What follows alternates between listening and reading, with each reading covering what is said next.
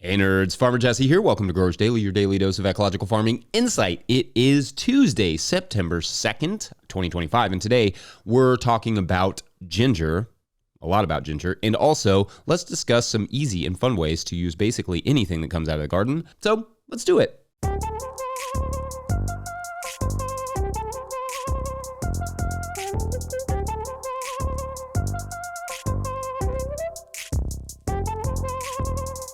All right, everyone, welcome to Tilth Tuesday. Every Tuesday this year will be brought to you by our friends at Tilth Soil. If you're looking for compost or propagation mix, check out tilthsoil.com. Link will be in the show notes. I hope everyone had a nice, fun, extended weekend. We obviously took Labor Day off, but welcome to September. We are officially here, y'all. We made it. The month that unofficially kicks off fall, the month I started this podcast. I have a lot of friends and family born in this month, so lots of celebrating that happens in September. But I also know it's the month that likes to pretend it's something that it's not, and we could easily get back into the 100-degree Fahrenheit range, and September wouldn't even bat an eye. I had my typical soccer coaching and hanging out with the family type of weekend. I spent a couple hours at the Kentucky River as well yesterday with some friends, which is fun. The river is low and the pastures are brown here, and that's basically all farmers are talking about at the moment. Since July 20th, we've had roughly 0.38 inches of rain on our farm, which is nothing in Kentucky, where we have all this vegetation to maintain. But there are a couple chances of rain this week, so I look forward to those skipping right over us so I can fill my swear jar a little bit more. It's looking kind of low, you know. Oh, hey, don't forget, this month we are asking musicians to cover the theme song and send in MP3 or video over to Farmer Mike at notillgrowers.com, and we'll play it on the show. We've got a few already, and I'm very excited about that. That will start tomorrow. Make sure to include your name or band name and or whatever links you want us to use. Thank you. I'm very excited about that. You'll hear the first one tomorrow. Okay, so today I thought I would dedicate it to ginger growing. In fact, I didn't so much decide this as our Patreon member Amy Blankenship did. Amy will be our Patreon question in the second segment, but in this first part of their question, they wrote, quote, "Hi Jesse, I really enjoy the way you handle the trolls in a tactful but firm way." Thanks, Amy.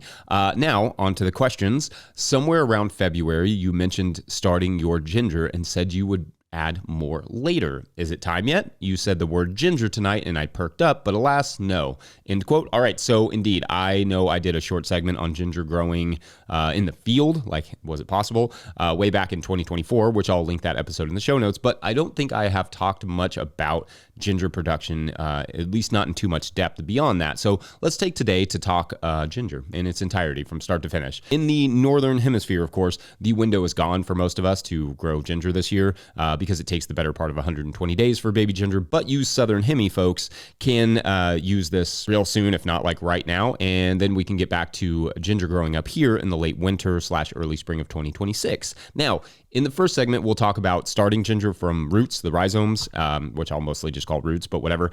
And then in the third segment, we'll talk about planting, harvesting, and that sort of stuff.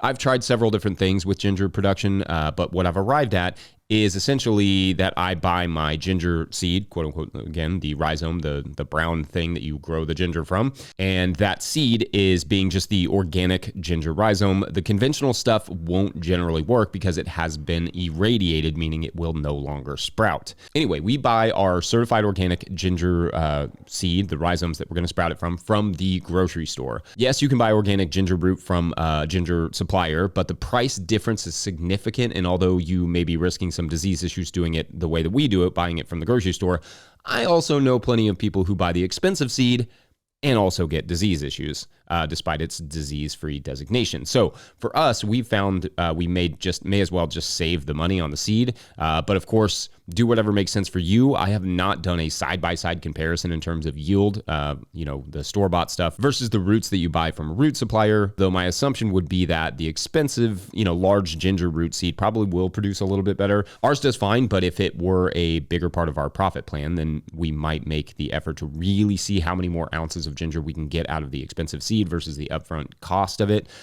In general, larger seed root tends to yield higher according to the study, so seed quality or not, go for the big ones. In the tropical or some subtropical climates, unsprouted ginger seed roots can be placed directly into the soil to sprout them. For us here in Kentucky Zone 6B, we are just a little bit too cold for that to make any sort of sense, at least in the spring, and definitely not in the field, but really anywhere because ginger can take several weeks to germinate. Instead, what we do is we break the roots up slightly into slightly smaller pieces with at least a few growth points, like the little pointy part of the ginger root. Place those roots with a couple inches between each root piece in the tray. And we put a little bit of peat moss on the bottom of the tray, and then we put the ginger root, and then we cover that with peat moss or soil mix or coconut coir or whatever. There is, in fact, a good guide from Illinois State University that I will link in the show notes for some of the more details on how to do this. The roots need decent moisture and humidity, but the top of the medium, whatever it is, should also be allowed to dry out for a day after watering it. So water heavy and then let it just kind of dry out for a day or two, and then you can water it again. If it all stays too wet, the roots can rot, so you don't want it to just stay, soaking wet the whole time. The optimum temperature for sprouting ginger is 80 degrees Fahrenheit. That's like 27 degrees Celsius, so above room temperature, essentially. A heat pad and humidity dome are ideal, but y'all, I've germinated ginger and turmeric, which has very similar production, in trays in an off-grid cabin before. So don't feel like you have to overthink this. It has to be warm, it has to be humid, those sorts of things. They cannot get cold and definitely not freeze or they will rot. Preferably the roots would have some sort of breathable humidity dome over them. Even an additional tray works, like just put a tray right over top until they sprout. Now, I stick the trays in the same closet as I do our hot water heater. I've talked about this when I talked about grafting the tomatoes, but I use that same space because it's nice and warm. Then when I see a sprout, I put it under a grow light by a window. Then ideally you get a little bit of growth before it's spring and it's time to plant. We will discuss spacing and production and all that good stuff in the third segment, but we are typically starting our ginger about 6 weeks before we want to plant it, give or take. And we like to get it roughly 6 inches tall before we plant it if possible, again, give or take. In the tunnel, we plant in roughly like mid-April, so we'd be starting in like February. In the field, we plant in mid-May after our last chance of frost and preferably after a tarping. Or after we have warmed that area using row cover or something. And for those, we'd start usually in like mid-March. In other words, you don't want it to go into cold soil if you can, with the tarping or with the row cover or whatever. You want to just warm that soil slightly. For us, for right now, we are just growing ginger in the corners of our greenhouse because it's an easier use of that space and we don't need a ton of ginger at the moment. But next year, we will have to rotate it out of that space and probably into its own bed in the tunnel just for simple disease protection. We don't want to place it in the same place and risk getting diseases. Anyway, again, more on all that in the last segment. First, we're going to get a quick word from our dear friends at Rimmel Greenhouse Systems. Whether you're growing tomatoes for market, flowers in the spring, or vegetables for your family, growing in a high tunnel protected from the weather provides the right environment for a harvest you can count on. Rimmel greenhouses are strong, durable, and easy to assemble, offering the quality you need to grow productively year-round. The team of experts at Rimmel Greenhouse Systems will be your trusted partners to ensure you get exceptional value from your greenhouse or high tunnel investment. Visit Rimmel.com today to get growing.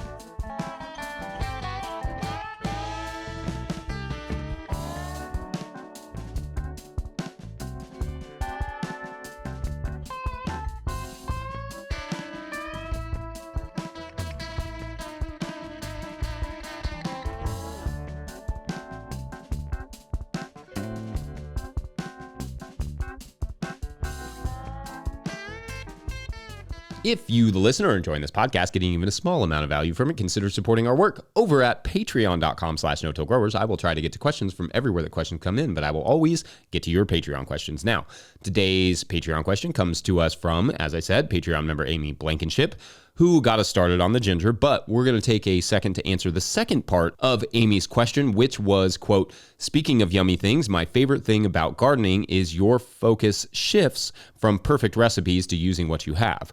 I've discovered some great combinations this way, like figs are great in oatmeal, and last year's freezer burned butternut squash actually improves the spaghetti sauce you're making from all the fresh garlic, herbs, and tomatoes you're getting right now. Oh, I love that combo. What are your favorite serendipitous flavor finds due to just having a bunch of random stuff you need to use, end quote. All right, love this, Amy. It's a really good topic because it's something we live day in and day out here. We got all these veggies, sometimes seconds, that we can't sell. Now what? And I think in some ways my feelings about this are going to disappoint some people, especially as someone like myself with a large culinary background. But I also think I have a pretty solid approach to using basically any combination of vegetables that are flowing out of the garden. So maybe then you all can glean something useful here. So yes, your observation is spot on here. In an ideal world, we would have a recipe for every combination of foods coming out of the garden. But the reality is that no farmer or busy gardener has time for such things. And, the flow is always a little bit different. Often I have about 20 minutes to make a lunch lunch as well. So, and maybe add another 15 minutes to that to eat it. Then I cap that off with a 20-minute nap required by the law of me surviving, and that's my entire break. So there are very rarely, lovely casseroles or fancy tarts coming out of our kitchen during the workday, or even in the evenings right now, as soccer practice and games keep us pretty much busy every day. But with those constraints, how do we still eat diversely and seasonally and deliciously? Well, and I may have discussed this before, but for us, it all centers around the starch. Now, if you are gluten-free or don't eat a lot of starch, it could be around the protein. But basically for us, every meal starts with the starch. So that could be rice or pasta or potatoes or couscous, which I recognize is a pasta, but it's kind of its own thing.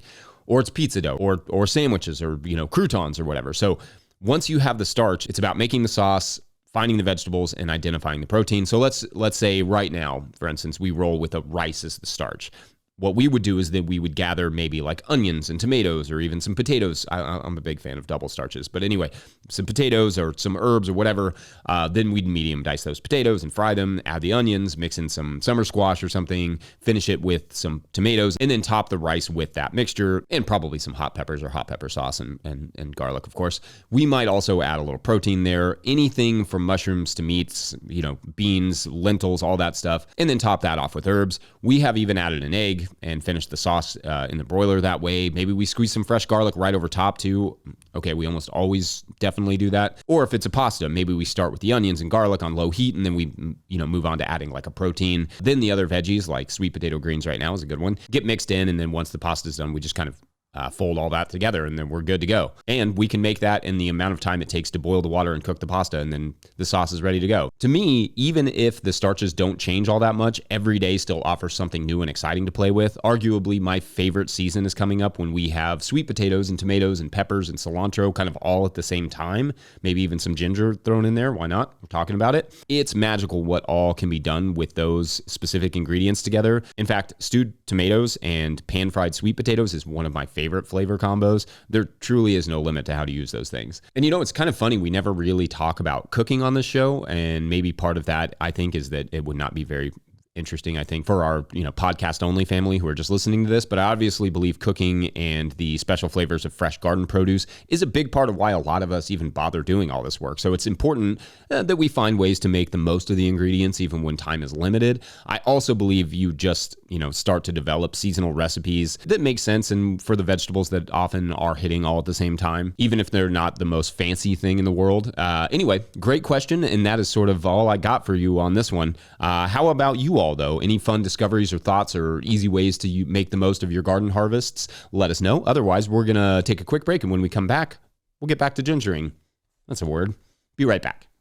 I think it's helping. Water? Who knew? I don't know who invented this stuff. It's great, though. Farmer Claire Coleman here from the Winter Growers Podcast. Did you know that I also founded Real Farmer Care, a nonprofit that supports farmer well-being? From my own experiences farming, I knew firsthand that this type of support was missing from ag, so I decided to do something about it. As of today, there are over 500 farmer recipients of a $100 self-care award, with more applying daily. If you'd like to help, each $100 donated supports one new farmer. Visit realfarmercare.com to donate and learn more. Again, that's realfarmercare.com. All right, so let's get back to ginger and how to grow it and the spacing and all that good stuff. First, in terms of bed prep, ginger likes fertile, well-drained soil, like basically everything else. So make sure it's not having to fight compaction and that it's nice and loose, and that you incorporate, at very least, some really nice compost wherever you're going to plant it. What I will do is dig, a nice hole where I'm going to plant it, because we're just using the corners of our tunnels right now. Then I'll add compost in the bottom of that hole. I'll add the ginger on top of that, the ginger root that's already sprouted, and it usually down to about 6 to 8 inches deep. And then I'll cover that with the soil. Usually I actually have those corners with wood chips, which it seems to be fine. I've never had any issues with the wood chips slowing down the ginger production. I think partially because it's just buried so deep. Anyway, if it's in the field, I might not go quite as deep, because the deeper you bury them, the cooler the soil will be, and you want them to get into production pretty fast. Otherwise, they'll rot. Anyway, then I fill it, like I said, I fill it in generally around the plant. I try to keep some of the plant above the soil until it is grown tall enough that I can fill in the rest. Ideally, the plant at this point is like 6 to 8 inches tall anyway, so you're not burying it entirely anyway. If you have to, you can fill it in as the plant gets taller. Like I said, I'm not sure if that would affect the plant growth to fully bury it, just go ahead and bury the whole thing. I kind of fear it would. I probably just wouldn't cover that growth point out of risk of slowing the ginger down or causing rot or whatever. The combo of spacing and rhizome size that yields the best results according to studies is about using a 1.4 ounce root spaced on a roughly 8-inch by 9-inch grid. So effectively 9 inches between plants with 8 inches between rows. So you will want roughly 15 to 25 pounds per 100 row feet, give or take, depending of course on how big you make your little chunks of the ginger. Then for watering, follow the same idea as the trays. A good soaking, like the tropics, followed by a nice dry period, also like the tropics. This process, like I said, usually starts in the trays in late February/early March for the tunnel, or late March/early April in the field, depending on where you are and if you're planting in a tunnel or in the field. Then they go into the ground or the tunnel about 4 to 6 weeks later. After that, they need regular cultivation to keep them weed-free and growing well. For us, when we were selling at the farmer's market, we liked to plant enough that we could start harvesting it in like August to beat the market, but still have enough to continue to harvest all the way through to October. Yield-wise, you'd want to at least get 8 pounds for every pound you plant of baby ginger. Now, baby ginger is really what most of us in the non-tropical environments are growing. We're not growing ginger all the way till it turns brown and has that like paper around it. It's basically the pretty red and peachy colored stuff and not the brown stuff. For the cured ginger, the stuff with the brown paper on it, you need a full 10-month frost-free season, which ain't happening here in Kentucky at least. Not really even in our tunnels. That said, the baby ginger will cure to some extent on the countertop. It just won't have the longevity of the cured ginger they grow in the tropics. Otherwise, when we harvest, we just pop it out, usually just by pulling, but a shovel may come in handy if the soil's not loose, depending on your soil type. If you're dealing with a lot of heavy clay, it may be harder than if you're dealing with sand. And then we trim some of the greens back, but we do kind of like to leave a little of that green on there only because it's really attractive and most people have never seen ginger like that. So it's a good conversation starter in the fall. Lastly, we will harvest everything before the coldest days really start. Like I said, it cannot get frosted. Then we can trim those greens and store it in a breathable container at room temperature for a few weeks. Sometimes the roots that sprouted the original ginger will be good to go, like you can pull off that original seed root. Though I believe the yields are going to reduce a little bit that way, and the risk of disease is potentially higher. So I may not be worth taking up production space with the reused roots. Maybe find a place to use those as ornamentals or something. Anyway, I think that's the bulk of what I may say about ginger production. What did I miss? Let me know. And otherwise, I think we're done here Tuesday, pretending to be Monday. Don't forget, No Till Growers is now officially a nonprofit 501c3, so donations are tax deductible and greatly appreciated. Also appreciated is I got this book from John Collier, who I haven't read it yet. It looks very cool though.